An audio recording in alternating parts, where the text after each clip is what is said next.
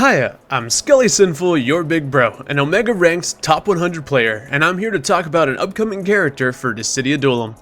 Final Fantasy's very own big bro Clive Rosfield and Final Fantasy X's bubbly blonde Rikku.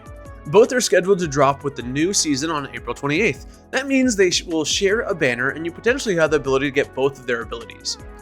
There will also be a special Golden Week event that will have a special login bonus, missions, and 99 free draws, making this an excellent time to start playing the game overall. Let's begin with Clive, as I've already talked about him at length before in my theory crafting video. I'm happy to say that most of what I speculated and theory crafted for that video ended up being true. Clive is going to be a melee attacker with, surprise surprise, the flame affinity. He boasts higher than normal attack, but still lags behind characters like Cloud. His other scalings are below average, with his defense being the worst off. His health is a respectable 0.95, which means he'll be a great character for stacking HP support skills. Clive benefits immensely from the attack HP build I laid out in the min-max video that's up on my channel. Make sure to check that out for more information. You basically want as much attack and HP as possible on him. When we ask the question, is a character worth the pull, we have to see what they can offer that the current roster cannot. In Clive's case, he has a few things going for him. His passive enhances his rapid attacks, making them come out much faster during burst. That means that he can give characters like Rinoa a run for her money when it comes to non-ability boss damage. He can kidnap the boss and just rapid attack away. His super rare, Will of the Wykes, leans into this idea, as it does a similar passive damage effect to that of the Warrior of Light Supreme Soul, meaning that Clive can dish out some crazy damage with just his SR and auto attacks. His skills are not slouching either. His ultra rare Rising Flames has a longer cooldown at 70 seconds, but it's essentially a Shooting Star or Fire-Aga combined with Thundaga, as it deals both damage in front of him and deals damage in a giant AoE around him. His Flames of Punishment is a full heal and deals severe damage in another giant AoE around him. Both seem to have fairly fast recovery times after their iframes. Clive will excel at boss damage and at getting important rival kills, while other melees like Cloud and Iroha provide their boss damage in large bursts. Clive can do large bursts and sustain damage on the boss, making him a very dangerous enemy to engage on. If you try to steal his bravery, his AoE ultra rares mean that you are just as likely to die than kill him, making him a relatively safe character to burst with. He's going to be a menace to deal with for agiles and melee characters alike, as his skills do a great job of punishing anyone that dares to get too close. Skill-wise, his Flames of Punishment also has one of the best stat distributions in the game, making it a worthwhile skill to get for support abilities. Job medals, he has 3 main contenders. Like with most of my build crafting, I like to emphasize a character's strengths. In this case, we would want to buff up Clive's boss damage, so Hunter medals would be ideal. If we want to go for a more generalist build, then Samurai with its attack and HP boosts would be the way to go. Finally, we have Time Mage, with Clive's cooldown being as long as they are.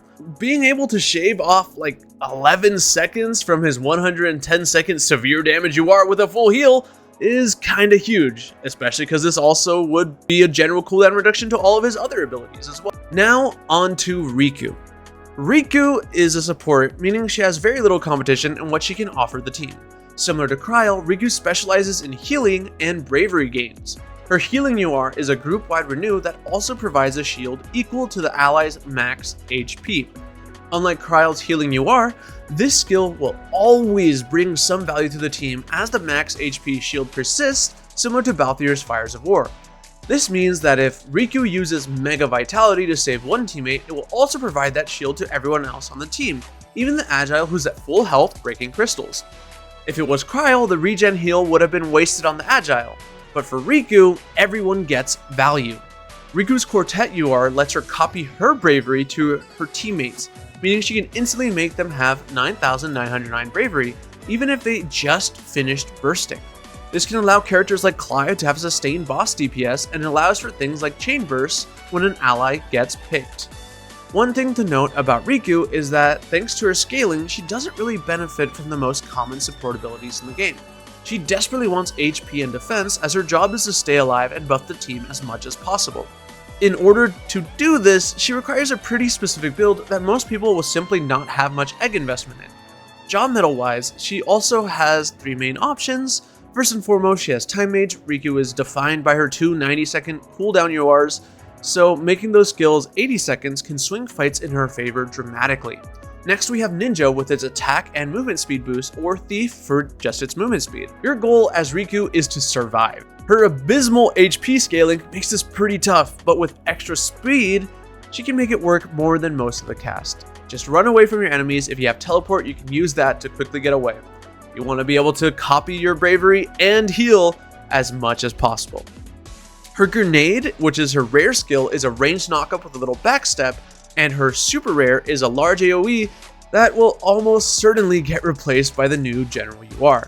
Speaking of the new General UR, Y'shtola is on the same banner as Clive and Rikku's abilities. This is an enhanced version of the Daga, similar to how Auron's skill, Shooting Star, was an enhanced version of Firaga.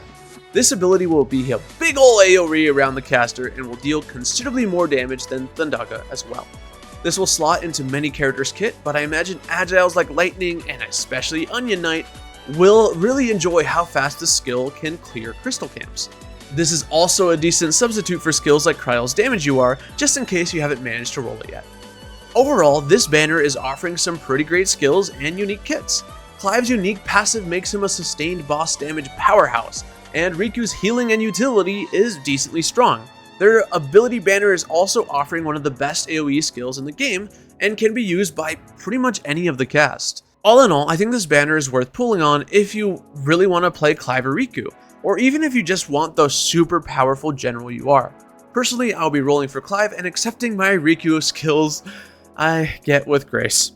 If you want to see me pull live, I'll be having a live stream event here on YouTube and Twitch on the 28th at 4 PM PST.